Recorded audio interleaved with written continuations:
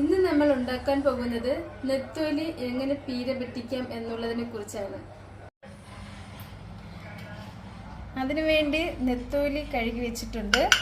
അടുത്തതായി തേങ്ങ, അടുത്ത് കൊടംപുളി, അടുത്ത് കൊച്ചുള്ളി, വെളുത്തുള്ളി, ഇഞ്ചി, പച്ചമുളക്, കറിവേപ്പില.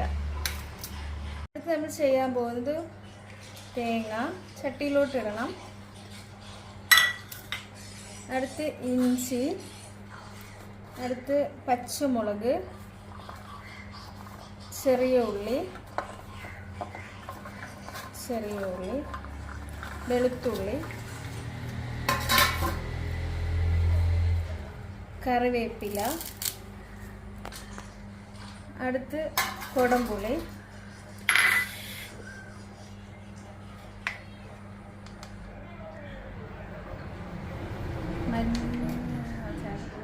അടുത്ത് നമുക്ക് കുറച്ച് ഉപ്പിടണം, പാകത്തിനിടണം.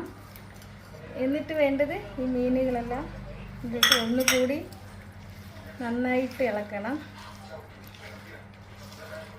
ഇതൊന്ന് ഇളക്കി യോജിപ്പിച്ചതിന് ശേഷം അടുപ്പത്ത് വെച്ച് ലോ ഫ്ലെയിമിൽ വേവിക്കാം. നമുക്ക് അടുപ്പത്ത് വെച്ചിട്ട്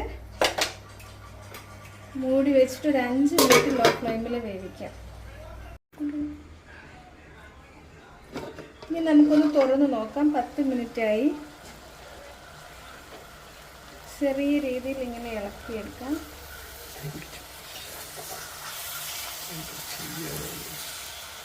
അതെടുക്കണ്ട.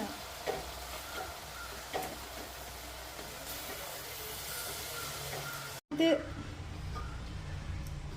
തുറന്ന് നോക്കാം. അങ്ങനെ നമ്മുടെ മീൻ പീര റെഡിയായിരിക്കുന്നു. ഇനി കുറച്ച് വെളിച്ചെണ്ണ ഒഴിച്ച് വേണ്ട. അങ്ങനെ ഞങ്ങളുടെ മീൻ പീര റെഡിയായിരിക്കുന്നു. Okay, thank U.